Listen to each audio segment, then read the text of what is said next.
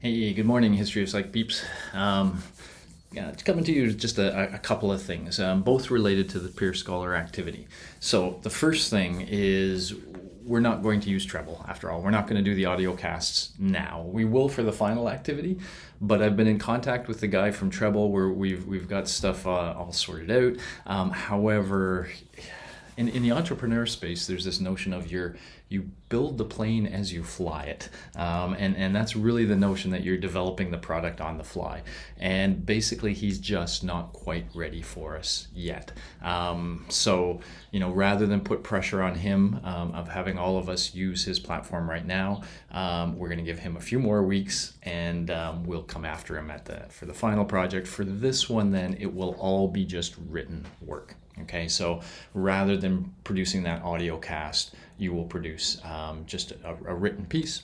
And I guess I know as soon as I say that, you're going to start saying how many words, blah, blah, blah, blah, blah. So I will create a little peerScholar info doc. Actually, I might already have one, so I will add those details to that. So check out the modules for the peerScholar info to get those sorts of details. But written assignment. Now, second point on the peerScholar thing. I've recently received an email from one of you who is really looking for even further clarity about the activity, and started by sending all this stuff. Here's what I'm thinking, I'm doing this, blah, blah. Can you please look through all this and give me your comments and feedback?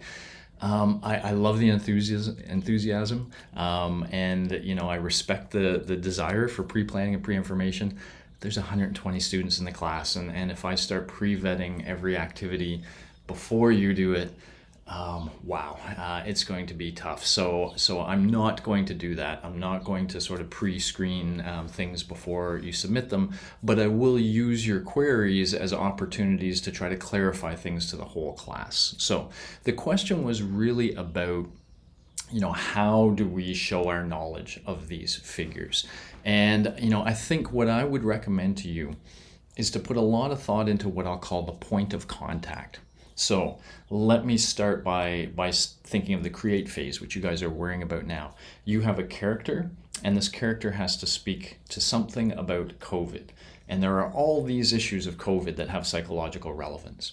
And there's all these things your character knows about. You really want to find that optimal point of contact between your character and the COVID situation, right? And so if you know your character well, and you can imagine what would be on that character's mind when they watch the COVID situation, what would capture their attention? What would they want to speak to? And so a big part of you demonstrating that character is choosing that right issue, right? Choosing that right point of contact. And that's going to give you a good opportunity. If you choose that right, then this character has stuff to say about that, right? And as you're saying that, you're showing your knowledge of that character. So critically, when I say showing knowledge of the character, this is the tricky part of this, and I'm really requiring you to use creative thought and critical thinking to kind of craft this piece. You want to show me the knowledge of the character with respect to that issue you are now taking on. Your character might have 5 issues they've spoken to, or 10 issues they've spoken to. I'm not asking you to hit every one of those 10 issues to show me the breadth of that character.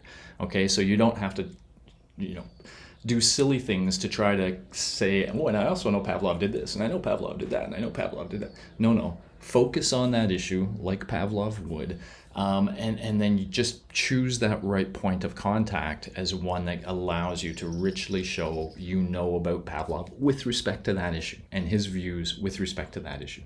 Now, when it comes to the assess phase and the reflect phase, where you're now interacting with other characters, it's really the same story.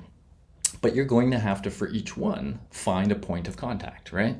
And so if it's now, I don't know, Pavlov talking to Brenda Milner, where is their connection? Do they have a connection?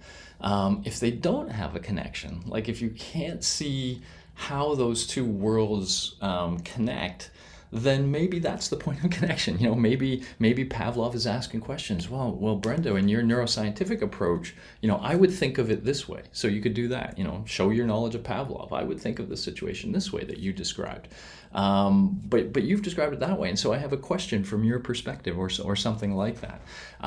So that's the trick, and then ultimately you're going to see people reply to you. Now they will have sort of created the point of contact in the reflect phase, right? They will have already chosen to write to you about some issue, and so now it's your opportunity just to write back, and once again doing the same thing, showing your knowledge of your own character and your sensitivity to them by showing your knowledge of them. So I agree, it's a little ambiguous, and I know that you guys love little checklists and bullet point things. You guys know that I love critical thinking and creative thinking. And part of what makes critical thinking and creative thinking powerful is that it doesn't just follow checklists. It really is up to you, to literally think through a space, like what is that point of contact, and find that optimal point of contact. And you only get good at it. I can't say do these 5 things and it'll be excellent. You get good at that by practicing it, by getting experience with it. Similarly with creative thought, how am I actually going to have this discussion? What are we going to discuss? How am I going to structure it? In that context, again, I can't just give you a checklist. Do it this way, this way, this way. Creative thought, by definition, is innovative. It comes from the person, right? And it's an expression of that person to some extent and their ideas. And so when I'm asking you to think critically and when I'm asking you to think creatively, it is going to be a little bit more of a vague problem space. And I know when it comes to just, I want to get the maximum marks out of that, that can be a little annoying, maybe, because you can't just see the checkbox.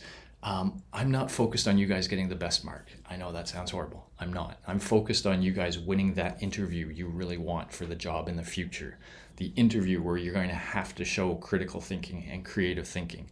And so I'm trying to put you in those sorts of contexts and give you experience doing that sort of thing. In this case, a human interaction, trying to find common points of connection, very powerful communication skills. That's my goal. And so I hope we can sort of tolerate each other as we go through this. Feel free to ask me your questions. Can I do it this way, this way, this way? But also tolerate my ambiguity to some extent. Me saying, just do it. Think about it. Try your best. Part of the assignment is you figuring out how to do this well, rather than me just saying, do these 10 things and you'll have done it well. Cool. That's how life will get, where it'll be more on you to come up with the best way of doing something. So keep the questions coming. I will keep answering them. Sometimes in videos like this, just because it feels so non-human in this online world. And so this is my way of being a little more human with you, at least. Let's keep the communication going. And yeah, I'm going to leave it there. Okay. Hope you guys are enjoying the course. I will see you next office hours if any of you want to come. See you then.